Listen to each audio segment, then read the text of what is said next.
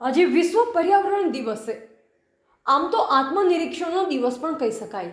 મેં ગત દિવસોમાં કેટલા વૃક્ષની ડાળીઓ કાપી, કેટલા ઝાડવાઓને નેસ્ત નાબૂદ કર્યા વગેરે મનોમંથન કરવું પડે તેવી સ્થિતિઓ ઊભી થઈ રહી છે કે કરી રહ્યા છે। ઘર આગળ વૃક્ષ વાવી ઉછેરવાની વાત હવે દૂર થતી જાય છે। ઘર આગળ જે ઝાડ હોય છે તેને કોઈ જોઈ નહીં, તે ધીમે ધીમે કાપી નેસ્ત નાબૂદ કરવું, તે જ વિકારો મનમાં આવતા હોય છે। રોડ, રસ્તા, ફેક્ટરીઓ, દુકાનો, ગેરકાયદેસર માટી, પથ્થર વગેરેનું ખનનથી હજારો વૃક્ષોનું નિકંદન કાઢી નાખવામાં આવે છે। કોઈ ફાયદો કે ડર રહ્યું નથી વૃક્ષોનું નિકંદન કાઢવાવાળાને। આવનાર દિવસોમાં બસ કોન્ક્રીટના જંગલો, મોટી મોટી બિલ્ડિંગો વગેરે જોવા મળશે। તાપમાન 50 ડિગ્રીથી વધારે પણ જોવા મળે તો નવાય નહીં।